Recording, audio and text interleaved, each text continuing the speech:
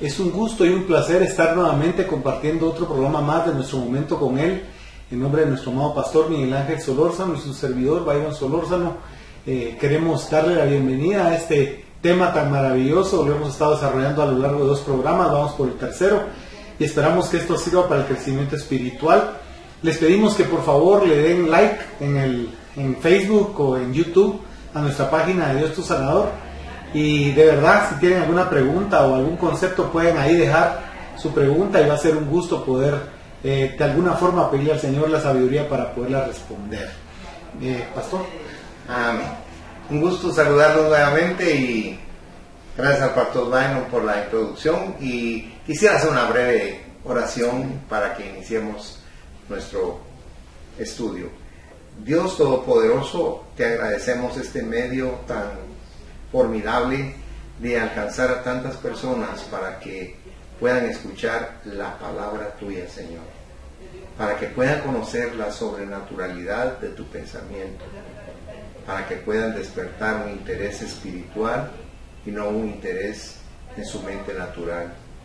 Te pido que puedan abrir, Señor, su mente espiritual y puedan dejar entrar los conceptos sobrenaturales que tú viertes sobre nosotros, Señor, como agua limpia, pura y refrescante, que va a saciar la sed y el hambre que tenemos de conocimiento, de revelación, de entendimiento, de madurez y de crecimiento. Gracias por estar con nosotros y gracias por cada persona que vamos a tener el privilegio de que nos escuche. Amén, Señor, y amén. Amén. Muy bien. La sabiduría de Dios. En este punto nos estábamos quedando, ¿verdad? Y dice que la sabiduría de Dios es solo para aquellos que buscan ser maduros ante Dios. Y eso tiene lógica. Una persona incipiente en las cosas de Dios definitivamente no va a tener un interés profundo, ¿verdad?, en conocer la sabiduría de Dios. Pablo dice claramente que él hablaba sabiduría entre los que habían alcanzado madurez. Así es lo que nos dice Pablo aquí en Corintios. Pero con madurez quiere decir aquellos que se preocupan, en primer lugar, por ser maduros y aceptos ante Dios, y también por estar destinados a madurez del cielo. La palabra maduro en griego es teleiosis y quiere decir terminado, completo, y significa completamente desarrollado, crecido, criado. Quiere decir cumplir alguien su fin. La persona que anhela el cielo y trata de cumplir su fin siendo madura ante Dios es la persona que centra su vida en la sabiduría de Dios. Es la única persona que está interesada en Dios y su sabiduría. Es la persona que habla, proclama y conversa acerca de la sabiduría de Dios. Los hombres del mundo tienen poco interés en Dios y también en su sabiduría.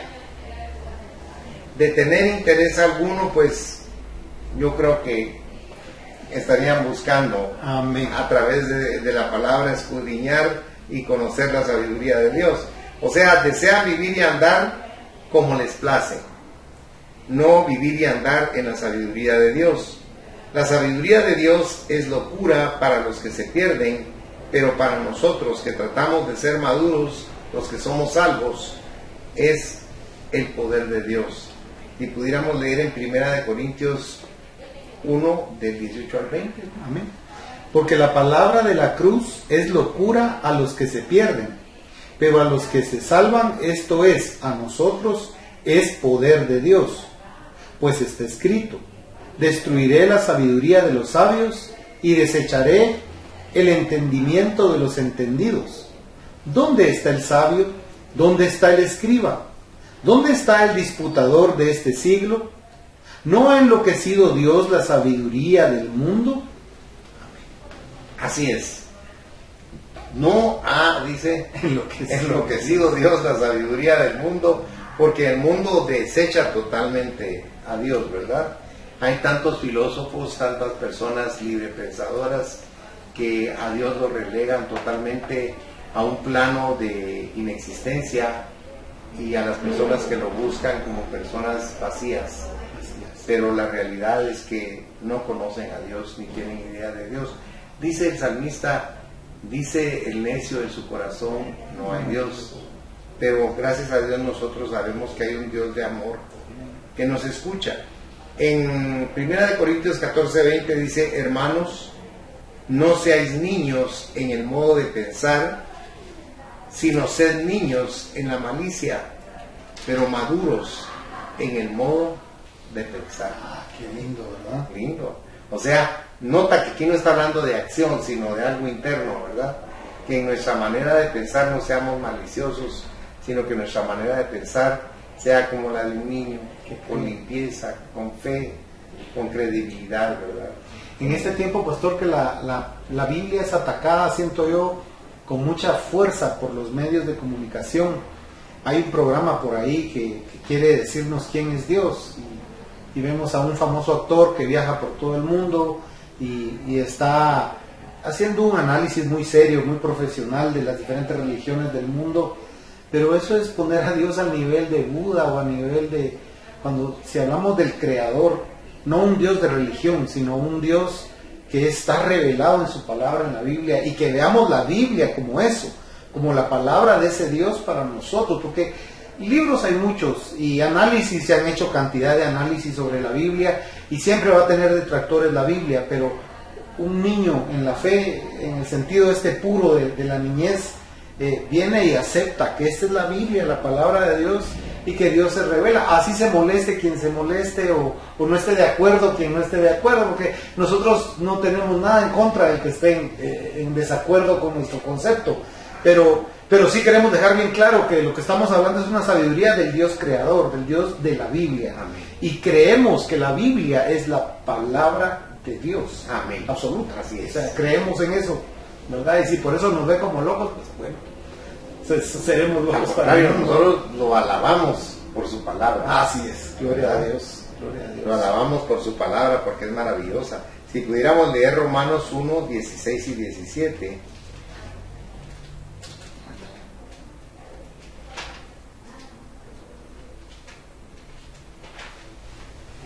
Porque no me avergüenzo del Evangelio, porque es poder de Dios para salvación a todo aquel que cree, al judío primeramente y también al griego. Porque en el Evangelio la justicia de Dios se revela por fe y para fe, como está escrito: mas el justo por la fe vivirá. Amén. Amén.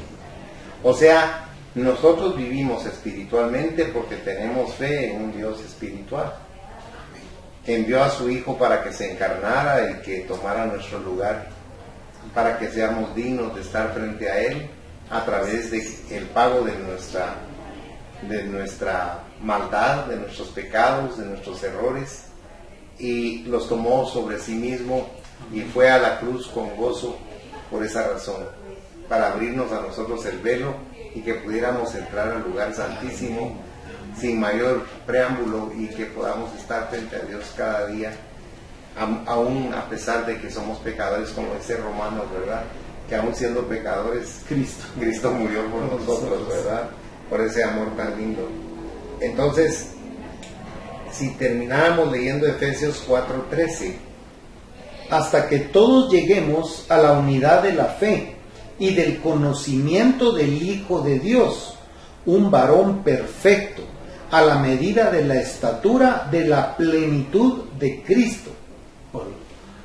Es bien profundo. Es bien profundo, y también uno humanamente lo ve como imposible alcanzar la estatura de Cristo, pero por fe nosotros podemos alcanzar esa estatura, porque al llegar el misterio del Evangelio a nuestro corazón y darnos la revelación de quién es Dios y cuál es su propósito, entonces nosotros descansamos en Dios, en nuestra naturaleza que es falible, y confiamos plenamente en que el Espíritu Santo, al dejar entrar a Cristo en nuestro corazón, nos va a guiar a toda la verdad, nos va a hacer verdaderamente libres, y nuestra mente se va a liberar de todos los encajonamientos, si me permiten la expresión, en que tenemos muchos pensamientos nosotros. Y no Él viene para dar una enseñanza de conocimiento fresco, conocimiento que va a renovar nuestra vida, nuestros conceptos, nuestra óptica del mundo. Y vamos a tener un anhelo ferviente de querer conocer a nuestro Dios eterno, de conocer sobre esa vida en la dimensión en la que Él está, porque Dios no está en un planeta, está en otra dimensión, y nosotros vamos a ir a esa dimensión que Él ha preparado para nosotros, a la cual Pablo, que fue en su oportunidad, estando vivo, y llamó el tercer cielo, ¿verdad? Entonces, en el versículo 6 de Corintios 2, versículo 6,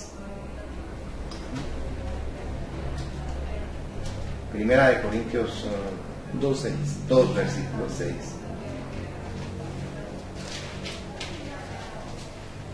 Sin embargo, hablamos sabiduría entre los que han alcanzado madurez, y sabiduría no de este siglo, ni de los príncipes de este siglo, que perecen.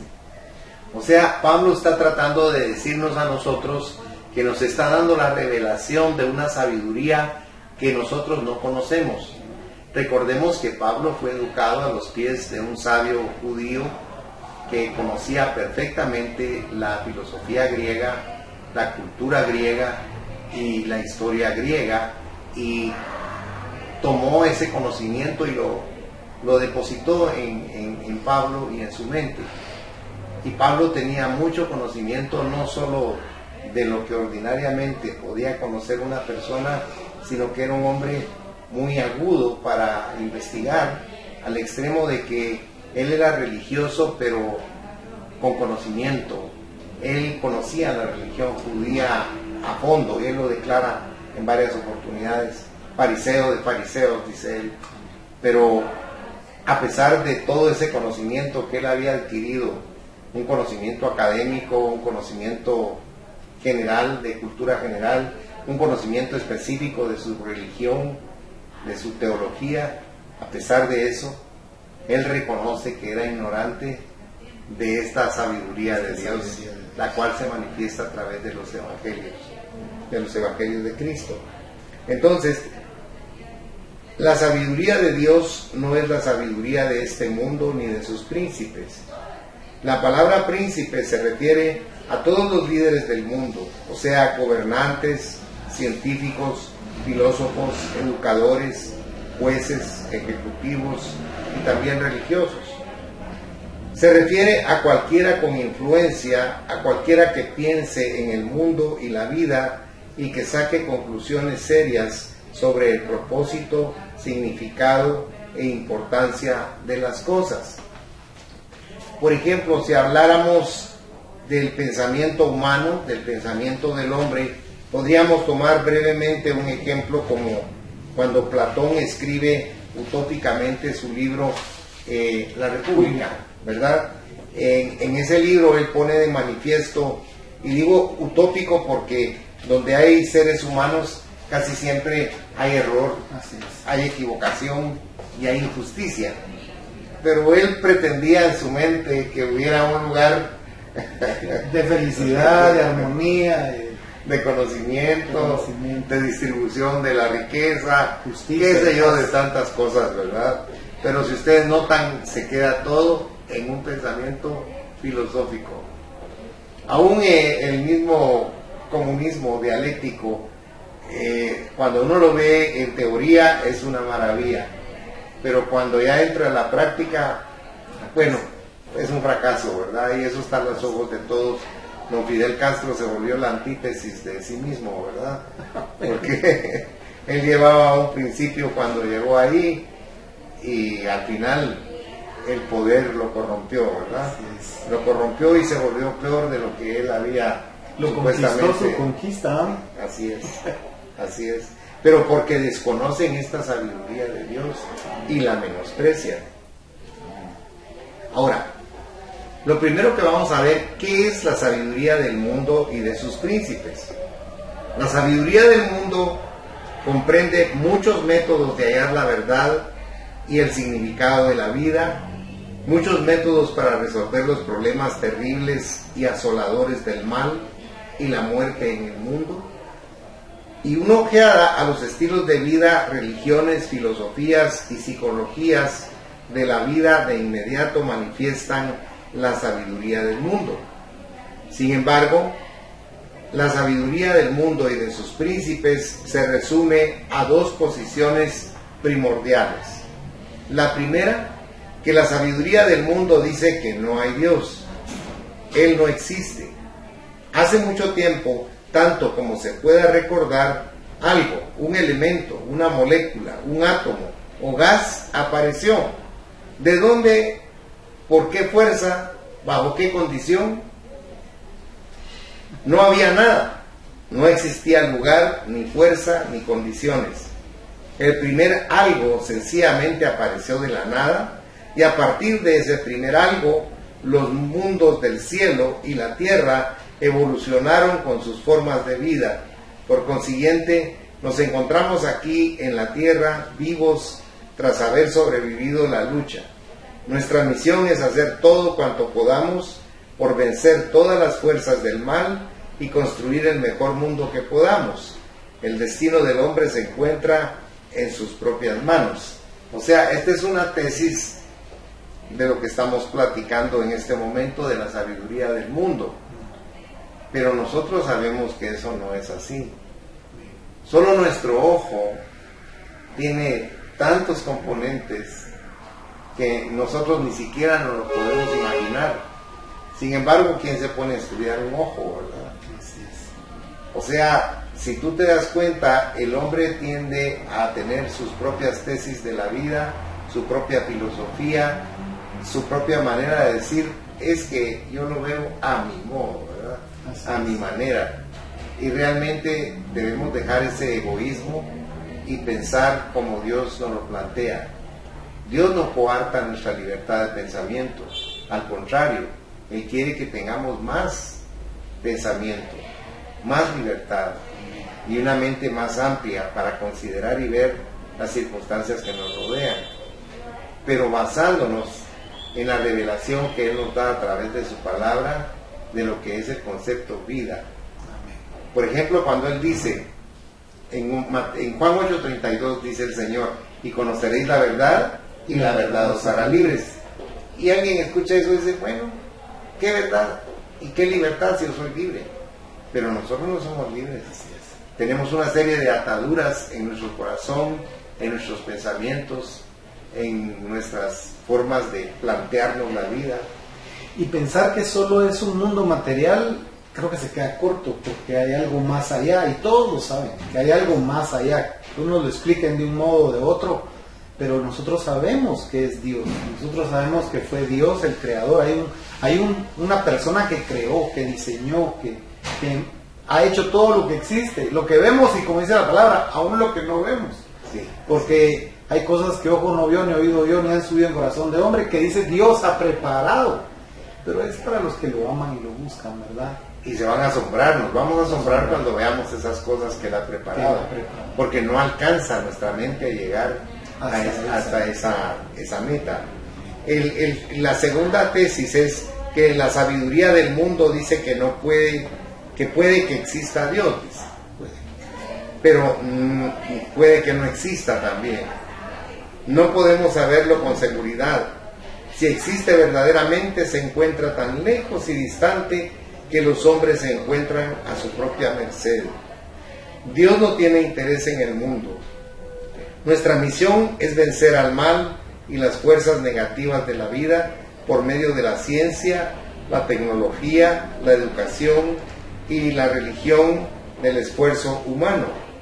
Debemos usar todo cuanto tengamos a nuestra disposición y hacer todo cuanto podamos para vencer la naturaleza, la enfermedad, el sufrimiento, la corrupción y la muerte.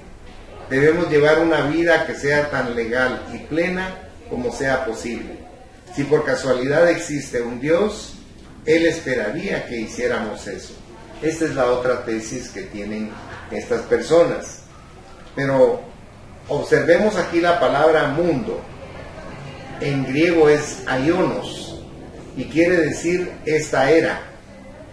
Este mundo que está pasando tan rápido como el viento, hoy aquí y desaparecido mañana con tanta rapidez.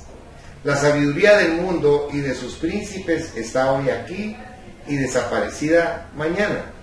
Las ideas del hombre acerca de Dios y la verdad se desvanecen y desaparecen casi tan rápido como el propio hombre.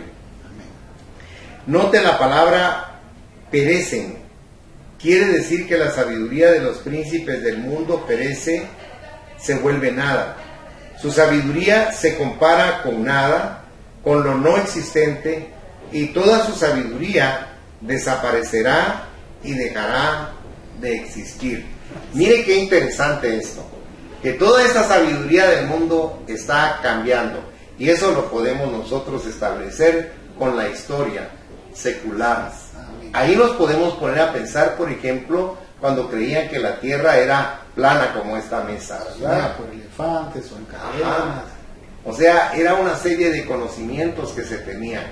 A Galileo lo martirizaron por el hecho de decir que la tierra no era el centro del universo. Y vaya que mencionaste eso, porque la iglesia en algún momento detuvo el avance científico y lo estorbó. Y eso provocó que ahora haya una como enemistad entre lo que es fe y ciencia. Entonces, yo creo que no están enemistadas, pero lo que tenemos que tener nosotros es esa madurez de la que hemos estado hablando, espiritual, y poder aceptar que una persona investigue, encuentre, descubra.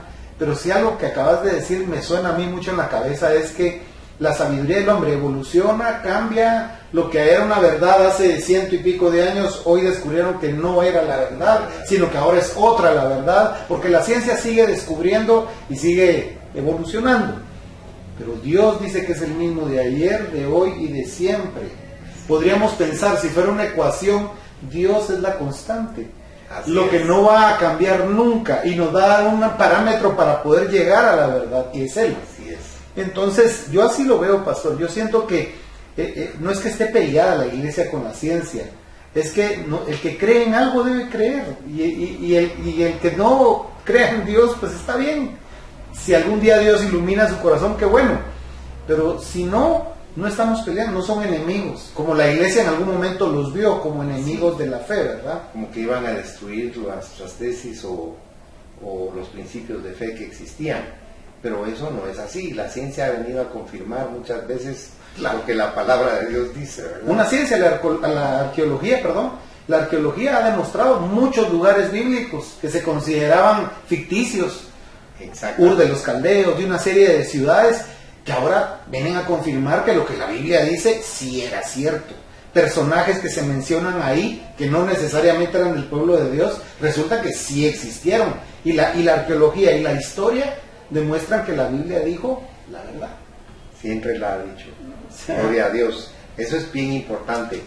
Por ejemplo, cuando nosotros recibimos una innovación en el conocimiento natural del ser humano a través de la palabra de Dios, que es sobrenatural, nos cuesta aceptarlo, nos cuesta digerirlo, nos cuesta entenderlo, nos cuesta razonarlo, porque queremos aplicar nosotros nuestro racionalismo, nuestro intelecto, nuestra lógica, nuestra razón, pero Dios se sale de esos conceptos que manejamos humanamente para analizar.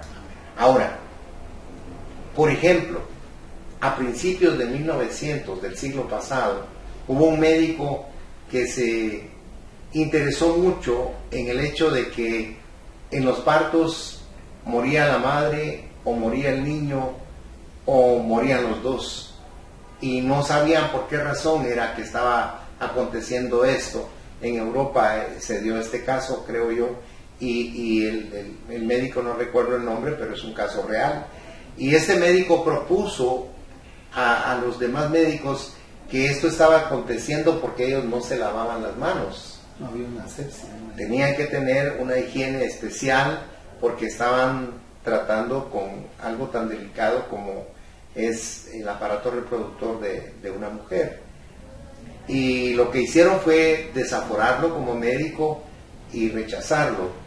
Pero afortunadamente, con posterioridad, establecieron que sí, efectivamente, los médicos infectaban a las madres y venían esas fiebres puerperales y esas infecciones terribles como consecuencia de que no había asepsia. Entonces, tuvieron que reconocer que él tenía razón y reincorporarlo nuevamente a sus funciones, porque era un ser analítico brillante para el bien de la ciencia, ¿verdad? Que estaba haciendo un bien para la humanidad. Pero a donde quiero llegar es que al principio lo rechazaron por no coincidir con los sistemas que tenían establecidos. Con la tradición, ¿verdad? Con la tradición. Y nosotros, por eso siempre decimos que no seguimos una religión, sino una relación con Dios. No es que queramos menospreciar o ser peyorativos con el concepto religión, sino lo que queremos hacer es crear una conciencia espiritual en todas las personas para que busquen en la palabra de Dios la revelación que Él nos da, tenga la religión que tenga, pero que tenga el interés de averiguar por sí mismo lo que Dios le está enseñando a través de su palabra, porque la palabra se va a revelar sola al corazón de aquel que tiene un verdadero interés en conocer a Dios. Y eso es algo que es una cuestión difícil en esta época, ¿verdad? Hay otras cosas que le interesan más como prioridad al ser humano que conocer a Dios, cuando en realidad Él debería hacerlo primero, porque de Él viene todo lo que nosotros obtenemos del mundo. Ahora, quisiera que leyéramos Romanos capítulo 1, versículo 22. Profesando ser sabios, se hicieron necios. Profesando ser sabios, se hicieron Necios. Ahora si leyéramos en Primera de Corintios, en capítulo 1, el verso 19. Pues está escrito: destruiré la sabiduría de los sabios y desecharé el entendimiento de los entendidos. ¿Cómo es Dios, verdad? Y ahí no está hablando irónicamente, sino está estableciendo lo que Él va a hacer. Y así va a ser. Así es. Así es. Porque ya ven que el hombre lo que quiere hacer es volverse un diosito, con D minúscula, clonando, ¿verdad?, al ser humano. Piensan que es algo tan sencillo como... O por medios genéticos lograr prolongar la vida a 200 años, 250 años o más, si pudieran. Y no es esa la salida. No es esa la salida, ¿verdad? Porque Dios ofrece una eternidad perfecta. Y aquí la vida es también con un límite perfecto. Así es. Lo que Dios nos está dando. Leamos para concluir nuestra reunión de esta mañana en 1 Corintios 3, los versículos 19 y 20. Porque la sabiduría de este mundo es insensatez para con Dios, pues escrito está: Él prende a los sabios en la astucia de ellos. Y otra vez, el Señor conoce los pensamientos de los sabios, que son vanos. Quiere decir vacíos, ¿verdad? Vacíos. El sabio cree que sabe mucho, pero en realidad no sabe nada. Que es una conclusión muy conocida a través de el famoso maestro de Platón, Sócrates, quien a pesar de todo el gran conocimiento que él declara Platón tenía, dice: yo solo sé Que no sé. no sé nada. O sea, era un océano tan vasto el conocimiento que él logra comprender que toda la gran sabiduría que él contenía era una gota en ese océano de lo que es la sabiduría humana. ¿Cómo les agradecemos que nos hayan acompañado? Y vamos a continuar hablando de esta sabiduría la próxima semana. Esperamos que haya sido interesante para ustedes estos conceptos. No pretendemos convencer a nadie nosotros, sino que tenemos que entender que el único que convence al ser humano de justicia, pecado y de juicio es el Espíritu Santo, el Espíritu de Dios. Hace mucho tiempo yo creía que sabía todo y realmente era un soberano ignorante, y lo declaro con pena, con vergüenza, por creerme más sabio de lo que realmente era, y descubrir cómo con amor, ternura y sencillez Dios me enseñó que yo no sabía nada, y que al comenzar a conocerlo a Él, comenzaba a internarme en un mundo precioso de sabiduría que nos ayuda a que nosotros bajemos la cabeza y tengamos sencillez en nuestro corazón para reconocer que toda la sabiduría viene y es de Dios, y que nosotros solo somos sus sirvientes, que compartimos con ustedes lo poco que sabemos de lo mucho que está en la palabra de Dios. Que el Señor les bendiga ricamente, y nuestro hermano pastor nos despide en una oración. Te ruego, Dios, bendigas a todos aquellos que han estado viendo esto. Por favor, Jesús, revélate a sus corazones, que lleguen a conocerte profundamente y que ese conocimiento provoque en ellos humildad, entrega, deseo y una búsqueda, Señor, incesante de tu persona, de tu amor, de tu bendición. Por favor, bendice a cada persona, te lo ruego en el nombre poderoso de Jesucristo. Y yo declaro, Señor, que esta palabra la hemos dado con amor y con honestidad para la bendición y gloria del nombre de Jesús. Amén, Señor, y amén. Amén.